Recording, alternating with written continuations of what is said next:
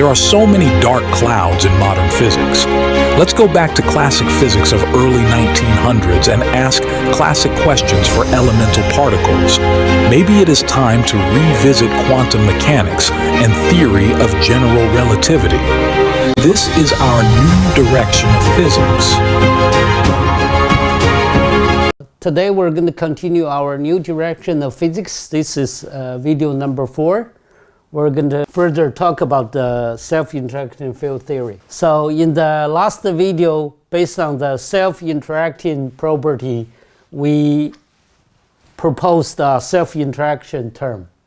Based on this, we proposed a new term.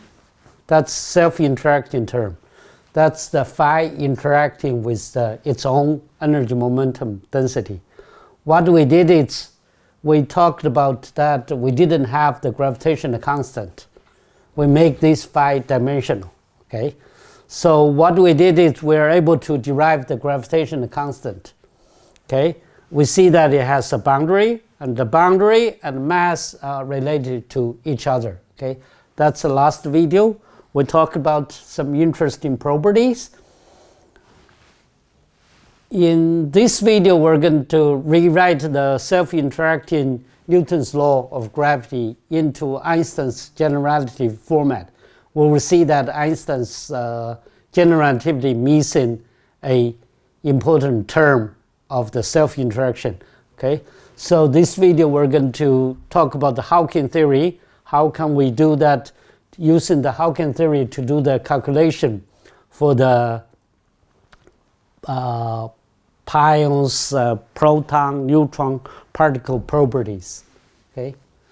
So let's see that we have the self-interacting field theory. Okay? We call self-interacting Newton's law of gravity. Okay? It's different from Newton's law of gravity. It has a self-interaction term. But the general relativity, if you know general relativity, it has the affine connection. Okay? It has the, how to say that, g I theta, okay, and the partial g theta j, partial xk, okay. Okay. It has a log term because this is like an inverse of the matrix tensor. Okay, this is the matrix tensor. So the matrix tensor, this is the inverse of the matrix tensor. Okay, so that's like a log term. Okay, because that's the inverse. This is that. Okay, so what we do is we divide both sides by that. So we see the log term over here. Okay, but the self-interacting term is still here. But our density divided by phi 0. Okay, so this is makes the term like a general relativity term. Okay, okay. So the right-hand side, this term, it's now effective mass density because it's not just mass density. It's normalized by phi square. Okay. Yes, this is gravitational constant. Okay. This is phi square. Okay. So this is what we have. Now log phi is non-dimensional. So the difference when phi closer to 0, okay, I mean phi equals 1 when the no field, okay, no field, no gravitation, okay, so phi equals 0 near the black hole, okay, or boundary, okay, okay, so the effective mass approach to infinity when you get into the boundary. So that means a little bit of mass will causing a lot of field changes. Okay, so phi is close to 1 in the weak field limit, but goes to 0 near the boundary. So the self-interacting Newton's law of gravity has very different property near the boundary of the black hole. Okay, that means Einstein's black hole and our self-interacting Newton's law of black hole, it's totally different near the boundary. So this is very different. So this is why our self-interacting Newton's law of gravity is different from Newton's law of gravity. Then its general relativity version will also be very different near the boundary. But within the boundary, near the weak field limit, they are about the same. Okay? So from this equation, we see that when phi goes to 0, this term goes to 0. Okay? When phi goes to 0, this term goes to 0. But now if we have an object which has no mass outside, let's say they're closed, there is no mass outside. If this goes to 0, okay, then this equation, the self-interacting, let's say we're talking about near the boundary, okay? Near the boundary, phi equals 0, okay? Because phi equals 1 minus phi divided by phi 0, remember? Okay, that's our assumption. When we introduce a self-interacting term, we introduce a Newton term divided by phi 0. When phi equals maximum phi 0, okay, that means phi equals phi 0, this goes to 0, okay? So this is why near the boundary, this term goes to 0. If there is no mass outside, then this term automatically goes to 0, okay? That means phi goes to 0 outside. That means, you see, this self-interacting Newton's law of gravity is different from Newton's law of gravity, because when phi goes to 0 near the boundary, they are 0 everywhere outside of the boundary. That means that's what we were looking for. We have a boundary, okay? So outside the boundary, phi equals 0. On the boundary, phi also equals 0, okay? Inside, we have Newton's law of gravity, okay? Inside, we have Newton's law of gravity, okay? Outside, phi equals 0. On the boundary, phi equals 0. That's what we're looking for. We said, okay, field also being trapped. So matter is trapped. If field is trapped, then the test particle you have there, they don't feel any field from the object. So this is why this self-interacting Newton's law of gravity recovers our question 1 and question 2.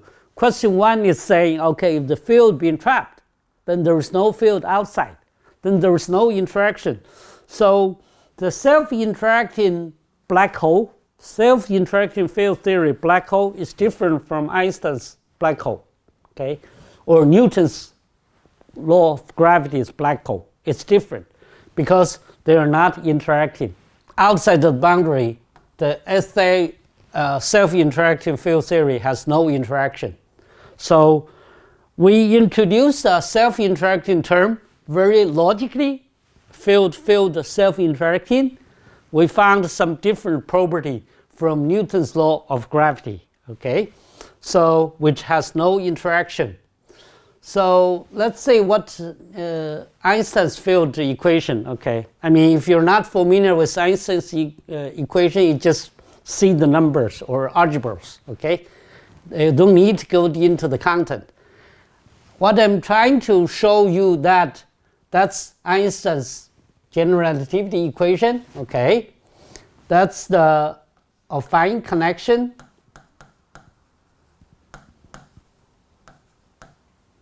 Okay, just remember the name, okay? You don't need to get into the content.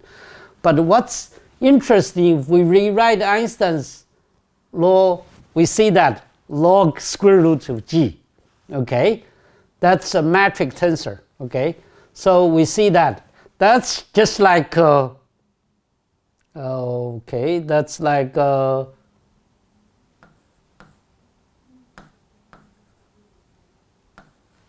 okay, yeah. So that's like that. That's but our phi, it's a scalar theory, okay? Scalar variables, okay? So we see that Einstein has this, but you see that Einstein has the tensor self-interacting and the tensor part of the field, okay? You have the tensor part of the field and tensor interaction, okay? Self-interacting. You have a tensor. Okay, these three terms are tensor. Einstein has a scalar, but no scalar self-interacting. So that Einstein's field doesn't have this term, okay? Because if we define that phi equals square root of g, okay? Because remember, we have in the previous equation, okay, we have two terms. That's like Einstein has this term, but not this term. This is a scalar, okay?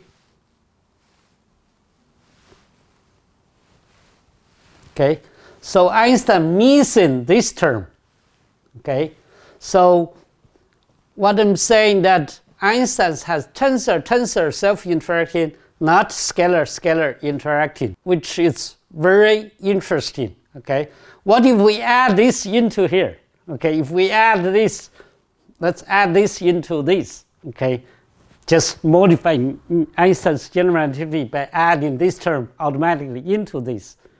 But then we have other like energy conservations and all these other principles, general covariance, all this we need to derive. So we need to play with this equation. We cannot just add this term into here because then energy momentum may not be conserved, okay? So anyway, what I'm doing over here is to show you that what Einstein's general relativity missing, okay? So now let's assume, okay, we talked about the self-interacting, we talked about general relativity missing that term. Now, but as we talked about on the boundary, okay, we are phi equals 0, okay. Outside we also phi equals 0, okay. But Hawking has the black hole theory, okay. Yeah, so as long as we consider black hole doesn't interact in outside, but what we see the black hole property, we want to see that. Assume the nuclei, it's a small self-interacting black hole, okay? So if we using this, because the Einstein's black hole theory has that, okay? So Einstein's black hole theory has 2 Newton's gravitational constant times mass divided by r equal 1. I mean, if we take c squared over here, we usually assume c squared equals 1, okay?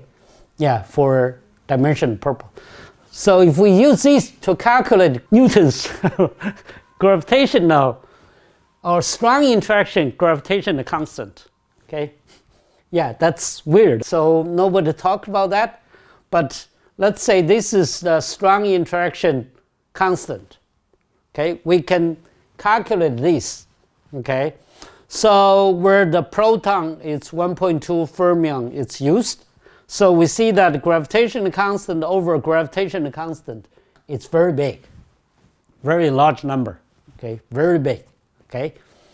So, but people say, hey, Q, why, if it's so big, why we didn't see that, okay? Now, because we're proposing self-interactive field, Newton's law of gravity, self-interacting, there's no interaction outside of the boundary. That's the beauty. We didn't see it because it's inside we see strong interaction. Outside we don't see anything, okay? So this is why let's use this, because this is, okay, strong interaction constant, okay? Let's call that strong interaction constant. It's similar to Newton's law of gravity constant, okay? So what we do over here, I mean, if you don't have much general relativity background or that, you just assume, okay, the current Newman black hole is like that, okay? I just write G as gravitational, okay? This is where, how to say that, the mass relationship, okay? If you have a one fundamental particle, then you add spin, you add the charges, you're going to see the mass, okay? Because that's the mass related to the spin and the charge, okay, by this formula. That's Hawking said if you have a small black hole, cannot reduce it anymore. That's the fundamental black hole.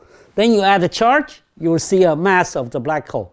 If you add a spin, you will see a different mass of the black hole. That means different black holes are related. Okay. Am I talking about strong interaction or nuclei? Okay, anyway, the same. So what we have over here, now let's assume that, okay, we have zero mass pion. I'm sorry, not pi zero, it's not zero mass, it's zero charge. If no charge, pion has no charge, no spin. So the pi zero, it's no charge, no spin, so it has the irreducible mass of 135 MeV. It has J equals 0, Q equals 0, okay? But now if we try to calculate the pion mass with charge, okay? Now we add charge into the mass. What do we see? We see something like that, okay? But the true value is like that, okay? Yeah. So that's the first time I calculated using Hawking theory. If you introduce a charge to the pion zero, pi zero have no charge. If you introduce a charge, you get a different mass. You see how close they're different, okay? Q, are you crazy? You're using the GS, okay? Not if we're using Newton's law, gravitational constant, we're calculating black hole. But now if we're using strong interaction gravitational constant or strong interaction constant, so we're calculating the pion mass, okay?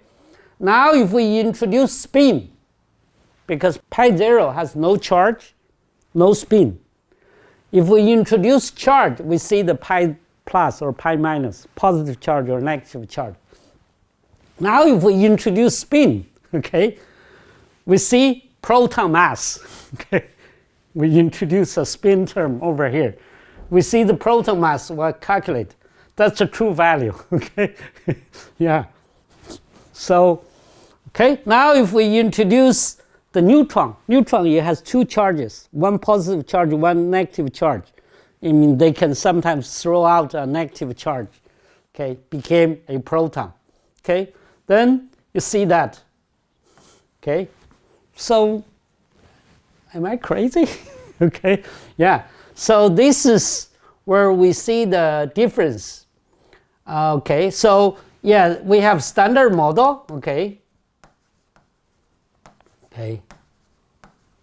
I mean, even I have a master's degree in physics, I almost get PhD.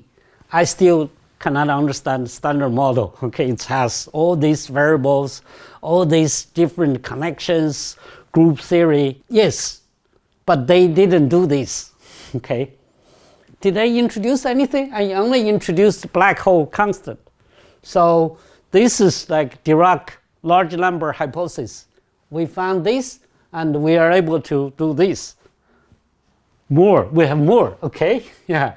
So standard model, I would put a question mark, okay? If you see this, okay, if you have some physics background, you see this, you can say, hey, this is interesting, okay? So let's see more, okay? So now, because we have pi zero, it's like has no spin, okay? No charge, that's a pi zero. That's just like Schwarzschild black hole, because that's a spherical, symmetric black hole. There's no spin, no charge, okay? What do you see that? Because the temperature of the black hole, okay? Now I put GS over here, sorry. Yeah, that's, if you change GS to G, that's Hawking theory, okay? That's a temperature. So once you have temperature, the black hole will lose energy because it can keep radiating out its energies, okay? So that's a mass change over time. It's given by this formula. If you go back to Hawking theory, that's Hawking theory. So the lifespan, okay, the life of the black hole, it's determined by this, okay? So if we put all the mass of the pion mass into this, we put the GS into here, okay? So we see the strong interaction black hole pi zero, how long it survives, because this black hole is like a Schwarzschild black hole. It's keep growing, and then keep absorbing into each other, and then they radiate out energies. That's Hawking theory. Hawking basically combined the thermodynamics with the black hole theory, okay, or general relativity with thermodynamics. So they gave some different property. See, you have the temperature of the black hole, how hard, okay? Then they radiate out of energy. So we're able to see how long it goes, okay? So if we put this all in here, we get 0.268 times minus 17 seconds. The true value, okay? Okay, so yes, there are different by an order of magnitude or something. But you see that, I mean, there are internal structures of the pion where we didn't consider at all. We just assume it's like a black hole. But we see that the gravitation and the strong interaction, they are related to each other. Through my previous videos, you realize I'm trying to put these two together, okay? But now today, we're able to use the Hawking theory to calculate the nucleon properties. Can we do more? Yes, you can do more, okay? But we haven't considered our self-interaction part yet, okay? This is just the very simple assumptions, except our black hole is different from Hawking's black hole, okay? Another case is the collapse of a star from initial density of rho 0, okay? So what you have is you have an initial density, but that's also Schwarzschild black hole. There is no spin. If you consider spins and charges, then they are different, okay? Just let it collapse, because if there's no pressure and anything, you let it collapse. So, okay, if we have the gravitational constant replaced by Gs, okay, the density with the nuclei density, which we get the T 10 to the minus 23 seconds. By the way, that's the strong interaction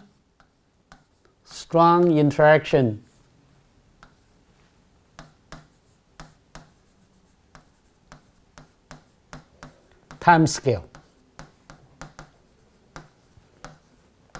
Okay, 10 to the minus 23 seconds, okay, equals 10 to the minus 23 seconds, okay.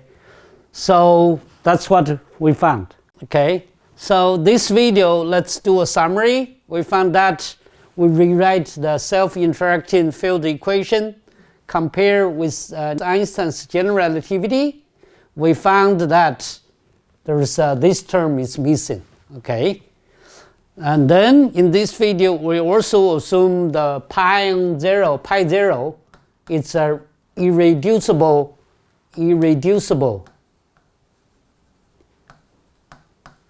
mass, okay, with charge 0, Q equals 0, J equals 0, the spin equals 0, mass equals 0.